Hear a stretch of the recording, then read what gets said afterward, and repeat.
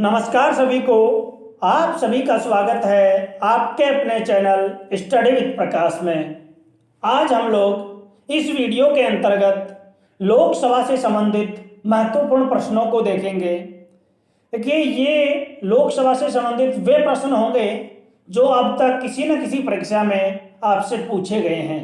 उन्हीं प्रश्नों को यहाँ समावेश किया गया है जो अब तक की परीक्षाओं में आए हुए हैं और आगे आने वाली परीक्षाओं के लिए भी महत्वपूर्ण साबित होंगे। तो देखिए, लोकसभा से संबंधित सारे मोस्ट इंपोर्टेंट प्रश्न। तो शुरू करते हैं। देखिए, पहला प्रश्न है हमारा, संसद के अंग कौन कौन से हैं। ऑप्शन है आपके पास राज्यसभा, राष्ट्रपति, लोकसभा या उपरोक्त सभी। ऑप्शन देने का मकसद केवल इतना है कि आप आपकी तैयारी का आकलन स्वयं कर सको, इसलिए आपको यहाँ पर ऑप्शन दिए गए हैं, वरना सीधा क्वेश्चन और आंसर आपको लिखकर बताया जा सकता था। तो देखिए, आप यहाँ पर ऑप्शन को देखकर अपने आंसर को नीचे कमेंट बॉक्स में टाइप कर सकते हो। उससे आपको अपना खुद का आकलन करने में मदद मिलेगी और आप वीडियो खत्म होने के बाद जितने भी कुल प्रश्न इसमें पूछे गए हैं उसमें से आपके कितने सही हुए उसके बारे में आप बता देंगे। तो देखिए, इसका आंसर होगा आपका उपरोक्त सभी। अर्थात देखिए, पता है सबको कि संसद के 3 अंग हैं, वो है राष्ट्रपति, लोकसभा और राज्यसभा।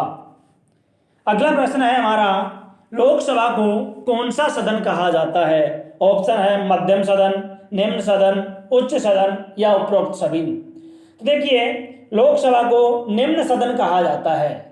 देखिए, संसद के 3 अंग भी हमने देखे थे, राष्ट्रपति, लोकसभा और राज्यसभा। तो उसमें से जो लोकसभा है वो निम्न सदन कहा जाता है। अगला प्रश्न है हमारा, लोकसभा के 17वें अध्यक्ष कौन हैं, यानी वर्तमान जो अध्यक्ष हैं वो कौन है लोकसभा के। तो ऑप्शन है आपके सामने अमित शाह, ओम बिरला, नितिन गडकरी और नरेंद्र मोदी जी। देखिए, तो इसका राइट आंसर हो जाएगा आपका लोकसभा के 17वें अध्यक्ष श्री ओम बिरला जी हैं। तो देखिए, अभी जो वर्तमान अध्यक्ष के बारे में पूछा जाए तो भी ये वर्तमान अध्यक्ष ओम बिरला जी और 17वें लोकसभा अध्यक्ष भी ओम बिरला जी हैं। लोकसभा अध्यक्ष के रूप में सबसे लंबा कार्यकाल किस व्यक्ति का था। जीवी मावलंकर, ओम बिरला, बलराम जाखड़ और सोमनाथ चटर्जी। ये रहे आपके सामने आपके ऑप्शन। आपको बताना है कि सबसे लंबा कार्यकाल लोकसभा अध्यक्ष के रूप में किसका था। तो देखिए, वो थे बलराम जाखड़ जी और इनका कार्यकाल रहा है 22 जनवरी 1980 से 18 दिसंबर 1989 तक। लगभग इन्होंने 9 साल तक लोकसभा अध्यक्ष के रूप में कार्य किया था। अतः आपसे अगर प्रश्न पूछा जाए लोकसभा अध्यक्ष के रूप में सबसे लंबा कार्यकाल, तो आपको बताना है बलराम जाखड़ और वर्तमान लोकसभा अध्यक्ष है वो है ओम बिरला जी। और प्रथम लोकसभा अध्यक्ष के बारे में अगर आपसे पूछा जाए तो वो हो जाएंगे जीवी मावलंकर जी, अर्थात गणेश वासुदेव मावलंकर जी। आगे हैं, अगला प्रश्न है हमारा, नागालैंड, सिक्किम, मिजोरम, इन तीनों राज्यों में लोकसभा सीटों की संख्या कितनी कितनी है। 1-1 सीट है तीनों में, या 2-2 है, 3-3 है या 4-4 है। यह आपको बताना है नागालैंड, सिक्किम और मिजोरम की। तो देखिए, इसका राइट आंसर है 1-1 सीट है तीनों राज्यों की, नागालैंड, सिक्किम और मिजोरम। तो देखिए, ये सबसे कम भी है।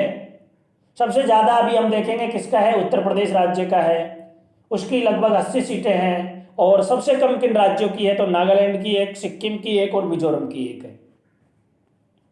अगला है, उत्तर प्रदेश की लोकसभा में कितनी सीटें हैं। तो अभी हमने कुछ देर पहले इस पर चर्चा की थी, तो आपको पता होगा इसका राइट आंसर है 80 सीट है। उत्तर प्रदेश की लोकसभा में 80 सीटें हैं।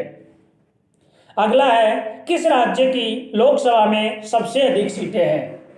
अभी हमने जस्ट पीछे ही देखा था, मैंने बताया था सबसे कम सीटें हैं नागालैंड, सिक्किम और मिजोरम की 1-1 सीट, और सबसे ज्यादा सीट है उत्तर प्रदेश की, और वो थी कितनी, 80 सीट। अगला प्रश्न है हमारे यहाँ, लोकसभा के सदस्य बनने के लिए न्यूनतम आयु कितनी होनी चाहिए, यानी लोकसभा सांसद बनने के लिए न्यूनतम आयु का क्या प्रावधान है। तो देखिए, ऑप्शन है 20 वर्ष, 25 वर्ष, 30 वर्ष या 35 वर्ष। देखिए, इसका राइट आंसर हो जाएगा आपका 25 वर्ष। तो लोकसभा सदस्य बनने के लिए व्यक्ति की न्यूनतम आयु 25 वर्ष होनी चाहिए। अगला प्रश्न है, लोकसभा सदस्यों की अधिकतम संख्या कितनी हो सकती है? अधिकतम संख्या आपको यहां पर बतानी है। ऑप्शन है 552, 230, 250 या 545। तो राइट आंसर हो जाएगा लोकसभा सदस्यों की अधिकतम संख्या 552 सदस्यों तक की हो सकती है। अगला है, देखिए अभी हमने देखा कि अधिकतम संख्या कितनी हो सकती है, तो 552 हो सकती है। लेकिन अगला प्रश्न है हमारा कि वर्तमान में लोकसभा सदस्यों की संख्या कितनी है? ऑप्शन है 530, 245, 552 या 545। तो इसका राइट आंसर हो जाएगा आपका 545 सदस्य।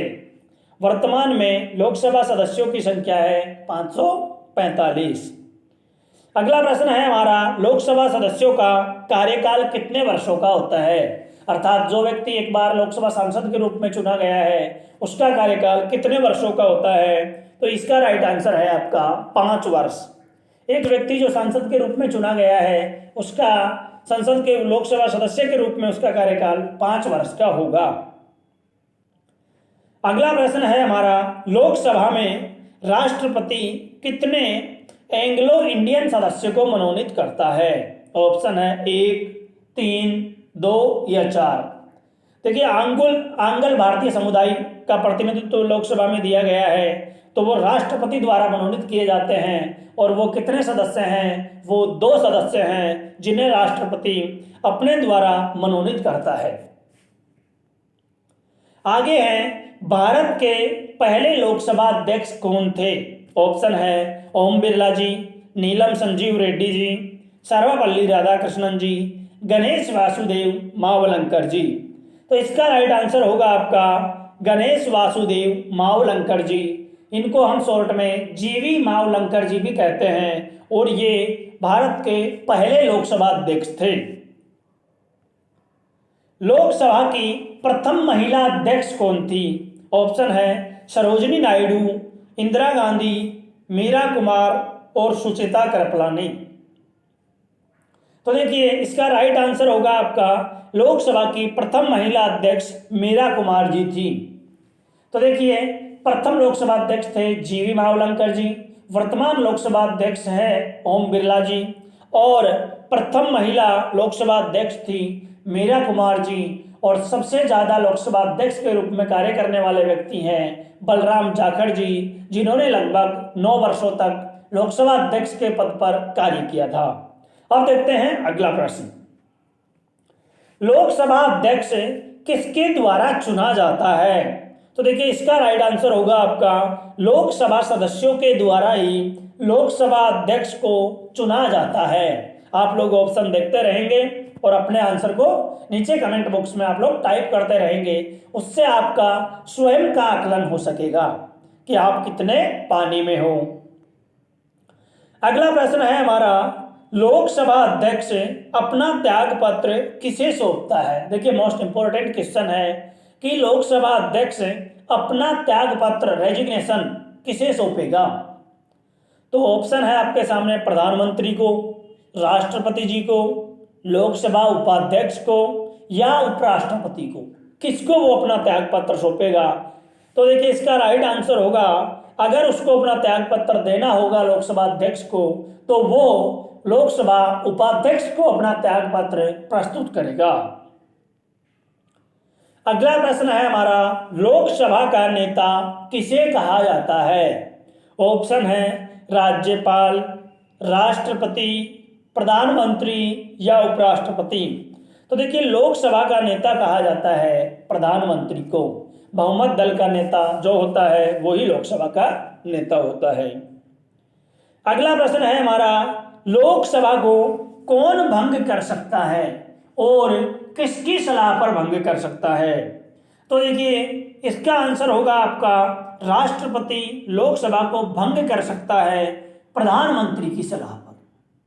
राष्ट्रपति के पास यह अधिकार है कि वो लोकसभा को भंग कर सकेगा, लेकिन प्रधानमंत्री जब उसे उचित परामर्श देगा तब वो ऐसा कार्य कर सकता है। बाकी आपके सामने ऑप्शन दिए गए हैं, आप ध्यान से ऑप्शन को देखेंगे, क्योंकि एग्जाम में इसी तरह के प्रश्न आपसे पूछे जाते हैं। 4 ऑप्शन सामने रहते हैं, ऑप्शन को पहचान कर आपको सही उत्तर पर निशान लगाना होता है। तो यहाँ आपको वही अभ्यास कराया जा रहा है। अगला प्रश्न है हमारा, भारत में पहली बार लोकसभा चुनाव कब कराया गया था? ऑप्शन है 1954-55 में, 1953-54 में, 1951-52 में, या फिर 1952-53 में। तो देखिए, भारत में पहली बार लोकसभा चुनाव कराया गया था 1951 और 52 में। 1951-52 में पहली बार लोकसभा चुनाव हुआ था। अगला प्रश्न है हमारा, आपातकाल के दौरान संसद लोकसभा का कार्यकाल एक बार में कितने समय के लिए बढ़ा सकती है? ऑप्शन है 5 वर्ष, 4 वर्ष, 2 वर्ष या 1 वर्ष। देखिए, आपातकाल के दौरान अगर कोई स्थिति ऐसी बन जाए, उसके दौरान संसद जो लोकसभा का कार्यकाल है वो एक बार में कितने समय के लिए बढ़ा सकती है? तो वो हो जाएगा आंसर 1 वर्ष के लिए एक बार में बढ़ाया जा सकता है। जो 5 साल निर्धारित है वो अगर आपातकाल की कोई स्थिति बनी तो एक बार में उसे 1 साल के लिए बढ़ाया जा सकता है।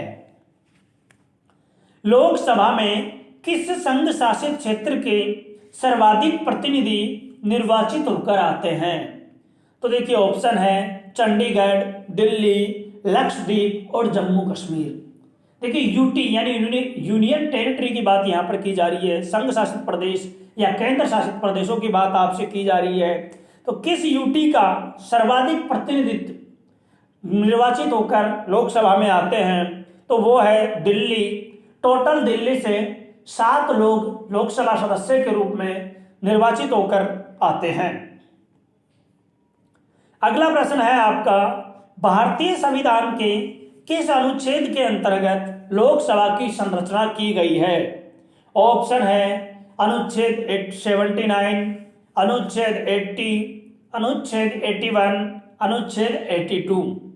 तो आपका राइट आंसर हो जाएगा अनुच्छेद 81। तो देखिए, भारतीय संविधान के अनुच्छेद 81 के अनुसार लोकसभा की संरचना की गई है, अर्थात लोकसभा का गठन किया गया है। अगला प्रश्न है हमारा, लोकसभा में अनुसूचित जातियों के लिए कितनी सीटें सुरक्षित है? आपको यहां पर बताना है कि एससी जो शेड्यूल कास्ट जो बोला जाता है, अनुसूचित जातियां, उनके लिए कितनी सीटें रिजर्व रखी गई है लोकसभा में? ऑप्शन है 84 सीटें यानी 84, 47 सीटें, 80 सीटें या फिर 25 सीटें। तो इसका राइट आंसर होगा एससी के लिए 84 सीटें आरक्षित रखी गई है। अगला प्रश्न है हमारा, लोकसभा में अनुसूचित जनजातियों के लिए कितनी सीटें आरक्षित है? ऑप्शन है आपके सामने 84 सीटें, 47 सीटें, 80 सीटें या फिर 25 सीटें। तो देखिए, लोकसभा में अनुसूचित जनजातियों के लिए यानी कि एसटी के लिए, शेड्यूल ट्राइब के लिए कितनी सीटें रिजर्व रखी गई है? तो वो सीटें हैं 47 सीटें एसटी कैटेगरी के लिए रिजर्व रखी गई है। अगला प्रश्न है, वर्तमान में कौन सी लोकसभा चल रही है? 15वीं, 16वीं, 17वीं या 18वीं? तो देखिए, इसका राइट आंसर होगा वर्तमान में 17वीं लोकसभा चल रही है। और ये कब से कब तक है? 2019 से 2024 तक। 2024 में फिर चुनाव होंगे और 18वीं लोकसभा का गठन हो जाएगा। तो ये थे कुछ महत्वपूर्ण लोकसभा से संबंधित प्रश्न। आप इन प्रश्नों को ध्यान से हल करेंगे और देखेंगे कि आगे आने वाली परीक्षाओं के लिए आपको ये बहुत ही महत्वपूर्ण साबित होंगे। तो धन्यवाद सभी को ये वीडियो पूरा देखने के लिए। मिलते हैं कल फिर किसी नए वीडियो के साथ नए टॉपिक में। धन्यवाद।